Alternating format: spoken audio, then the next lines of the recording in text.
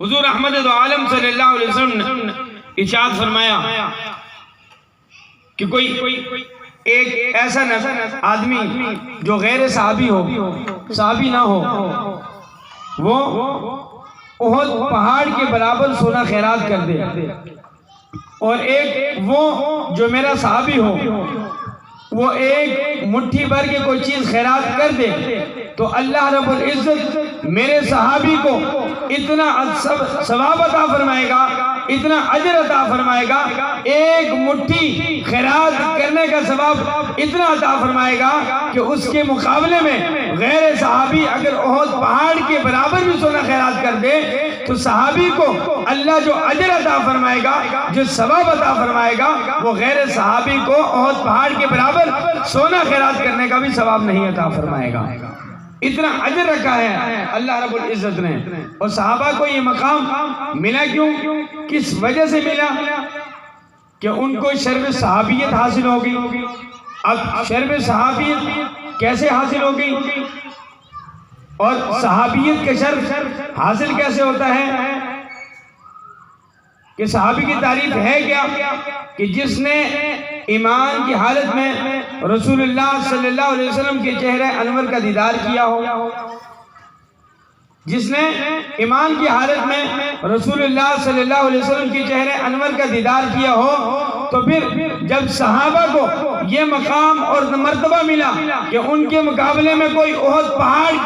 بھی خیرات کر دے، اس کے برابر سونا خیرات کر دے، اور صحابی ایک مٹھی خیرات کریں، تو تب بھی صحابہ کے اجر کو نہیں پہنچ سکتا۔ تو جس نبی کے چہرے انور کو دیکھ کر صحابی کو یہ مقام ملا، اس نبی کی شان و عظمت کا عالم کیا ہوگا؟ اس نبی کی شان و عظمت کا عالم کیا ہوگا؟ صاحبان علم و فکر، اللہ رب العزت نے اپنے محبوب کو وہ مقام عطا فرمایا کہ 1,24,000 کم و بیش انبیاء کرام علیہ السلام کو اللہ رب العزت نے مبعوث فرمایا، لیکن جو مقام و مرتبہ رسول اللہ صلی اللہ علیہ وسلم کو عطا فرمایا وہ کسی نبی کو نہ عطا فرمایا۔ آپ صلی اللہ علیہ وسلم کے بے شمار فضائل ہیں، بے شمار خصائص ہیں، جن کو بیان کرنا کسی ایک نشست میں یا کسی ایک موقع پر جو ہے وہ کسی بھی مبلغ، کسی بھی مفسر کے بس کی بات نہیں۔ البتہ چند حضور علیہ السلام کے خصائص کہ اللہ رب العزت نے حضور کو بے مثل و بے مثال بنایا تھا، اور حضور کی ہر ادا کو اللہ رب العزت نے بہترین اعلی اور عرفہ مقام عطا فرمایا تھا۔ آج رسول اللہ صلی اللہ علیہ وسلم کے خصائص میں یہ تھا کہ رسول اللہ صلی اللہ علیہ وسلم کے پسینہ مبارک سے بھی اللہ رب العزت نے وہ خوشبو رکھی تھی کہ جو کسی کے پسینے میں وہ خوشبو نہیں رکھی۔ چنانچہ حضرت انس رضی اللہ تعالیٰ عنہ فرماتے ہیں کہ حضرت جابر رضی اللہ تعالیٰ عنہ فرماتے ہیں کہ رسول اللہ صلی اللہ علیہ وسلم جس راستے سے تشریف لے جاتے، جس راستے سے گزر جاتے، تو آنے والا جو شخص ہوتا وہ اس راستے سے گزرتا تو اس راستے کی مہک اور اس راستے کی خوشبو اس کو یہ بتا دیتی کہ اس راستے سے رسول اللہ صلی اللہ علیہ وسلم کا گزر ہوا ہے۔ اس مہک سے پتہ چل جاتا کہ اس راستے سے رسول اللہ صلی اللہ علیہ وسلم کا گزر ہوا۔ حضرت انس رضی اللہ تعالیٰ عنہ فرماتے ہیں کہ رسول اکرم صلی اللہ علیہ وسلم میرے گھر میں تشریف لائے اور آرام فرما ہوئے، تو میری والدہ حضرت ام سلیم رضی اللہ تعالیٰ عنہ جو ہے وہ رسول اللہ صلی اللہ علیہ وسلم کے چہرے انور پر دیکھا کہ پسینہ بہہ رہا ہے، تو آپ رضی اللہ تعالیٰ عنہ نے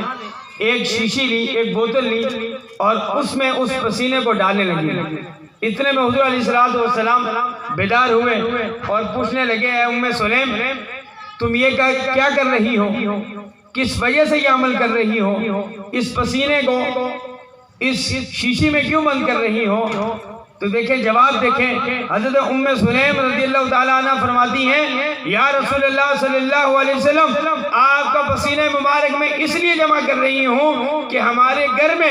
اور بہت ساری خوشبوئیں رکھی ہیں، میں اس پسینہ مبارک کو ان خوشبوؤں میں ملا دوں گی، اور اس کی برکت سے، اس کی وجہ سے ان کی خوشبو میں اور تازگی آ جائے گی، ان میں اور زیادتی آ جائے گی اور برکت آ جائے گی۔ اور دوسری روایت میں آتا ہے کہ یا رسول اللہ صلی اللہ علیہ وسلم آپ کا پسینہ مبارک میں اس لیے جمع کر رہی ہوں کہ ہمارے جو بیمار بچے ہوتے ہیں ہم یہ پسینہ ان بچوں کو لگاتے ہیں تو وہ شفا یاب ہو جاتے ہیں، اللہ ان کی بیماری کو دور فرما دیتا ہے۔ صاحبان علم و فکر، یہ رسول اللہ صلی اللہ علیہ وسلم کے پسینے مبارک کی یہ برکت ہے۔ اور لعاب دہن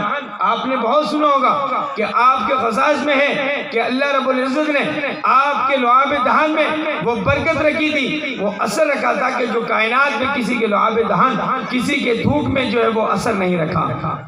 آپ کے خصائص میں ہے سیدنا صدیق اکبر رضی اللہ تعالیٰ عنہ، لعاب دہن کی برکت دیکھیں کہ سیدنا صدیق اکبر رضی اللہ تعالیٰ عنہ غار ثور میں جب سانپ نے ڈس لیا تو رسول اللہ صلی اللہ علیہ وسلم نے اپنا مبارک لعاب جو ہے وہ آپ کی ایڑی مبارک پر لگایا تو اس کی برکت سے اس کے زہر کو اللہ نے زائل فرما دیا۔ زہر کا اثر میرے آقا کے لعاب دہن سے زائل ہو گیا۔ اور پھر یہی نہیں بلکہ رسول اکرم صلی اللہ علیہ وسلم غزوہ بدر میں ایک صحابی کی آنکھ نکل گئی، جنگ کے دوران آنکھ نکل گئی۔ اب وہ وہاں بیٹھ نہیں گئے، کسی طبیب کو تلاش نہیں کیا، کسی اور کے پاس نہیں گئے، بلکہ اپنی آنکھ کو اٹھایا، اپنے ہتھیلی پر رکھا اور حضور کی بارگاہ میں آ گئے۔ حضور جنگ کے دوران میری یہ آنکھ باہر آ کے میرے ہاتھ پر آ گئی ہے۔ رسول اکرم صلی اللہ علیہ وسلم نے منع نہیں فرمایا کہ کسی طبیب کے پاس چلے جاؤ، کسی ڈاکٹر کے پاس چلے جاؤ، بلکہ میرے مصطفیٰ نے اپنا لعاب دہن اس آنکھ میں لگایا اور آنکھ جہاں سے نکلی تھی وہاں لگا دی، اور لگانے کے بعد صحابی سے پوچھتے ہیں کہ تمہیں کچھ نظر آ رہا ہے، اس آنکھ سے دکھ رہا ہے؟ تو فرماتے ہیں یا رسول اللہ اب اس آنکھ سے وہ دکھ رہا ہے جو اس سے پہلے کبھی نہیں دکھا۔